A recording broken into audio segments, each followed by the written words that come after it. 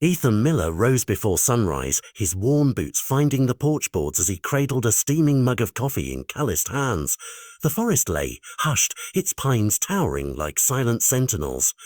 For 5 years, he had traded the frantic pace of emergency rooms for these quiet woods. No sirens, no frantic calls, just the whisper of wind and the rustle of deer through the brush. But on this morning, as dawn's pale light stretched long shadows across the clearing, a different sound crept through the mist, a strained, desperate howl that tugged at Ethan's instincts like a lifeline.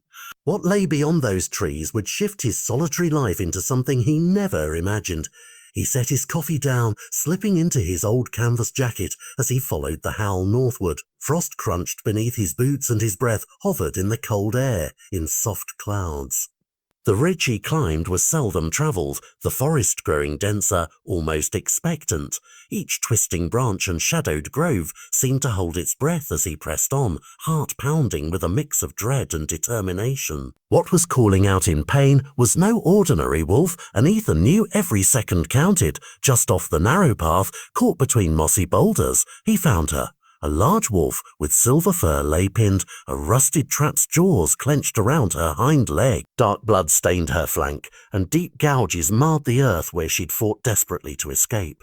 When their eyes met, his froze, her wild amber gaze was weary and frightened, yet alive with a mother's fierce will. Her laboured breathing told a story of pain and impending loss. If she died here, her pups would starve alone in the woods.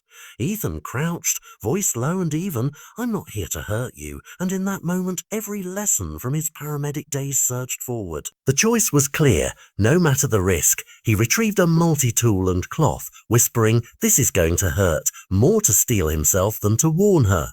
The rusted steel groaned as he wedged the blade under the trap's bent arm, each millimetre of movement a battle against metal and rust. Sweat beaded on his brow in the cold air, muscles trembling as he pried the jaws apart. At last there was a sharp clank and release. The wolf exhaled a long, soft breath, and Ethan wrapped her fractured leg in gauze, fingers slick with blood.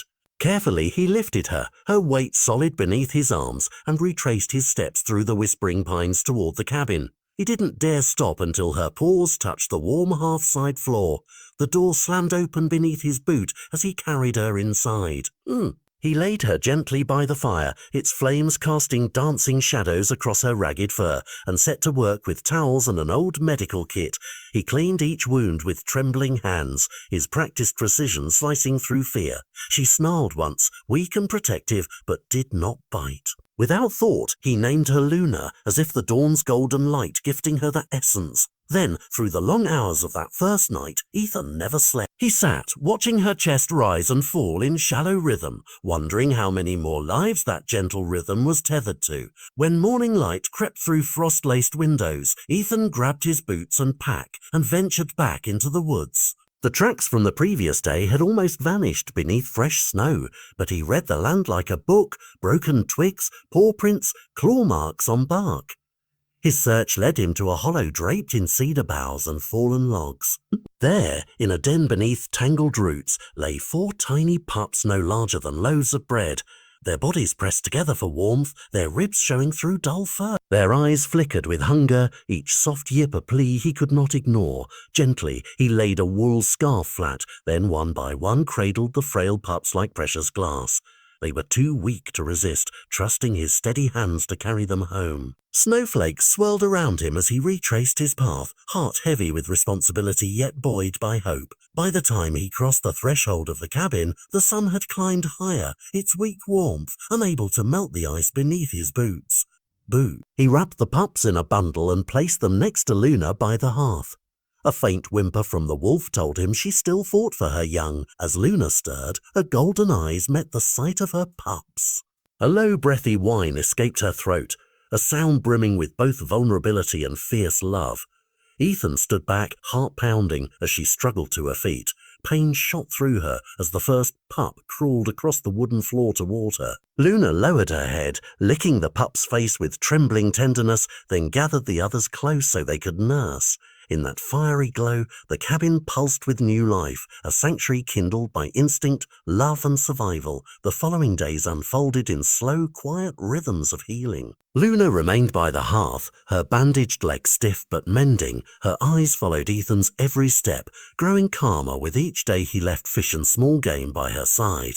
By day 3, she dared to drink from a bowl of water when he wasn't watching. The pups, once frail and limp, romped on wobbly legs, chasing each other in circles and tumbling over one another in gleeful clumsiness. One morning, Ethan woke to find a pup curled against his sock, snoring softly. He left the door ajar, not to invite them out, but to remind them of freedom's promise. One dusk, returning from the river with a string of trout and the scent of pine on his clothes, Ethan froze in the clearing.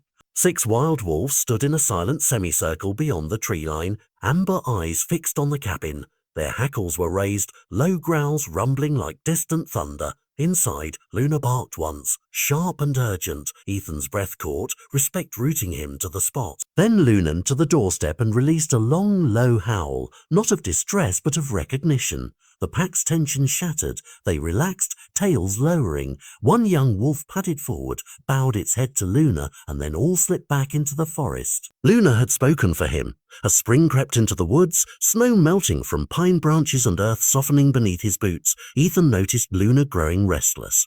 Her leg had healed enough for tentative runs, and her pups, now sturdy and curious, scratched at the doorframe, eager to explore. Then one dawn, as Ethan sipped his coffee, he looked up to see Luna and her 4 pups just beyond the porch. Luna met his gaze and offered a soft chuff, a quiet moment of understanding neither could buy nor plea. With that, she turned and led her family into the forest, their silhouettes melting into the trees. The clearing felt hollow without their presence, yet in that silence Ethan felt no sorrow, only peace. He stepped inside, where the hearth sat cold and empty for the first time in weeks, and realized what he had truly saved. A mother, her family, and perhaps a part of himself. As night fell and stars blinked overhead, Ethan whispered into the dark, "Thank you, Luna."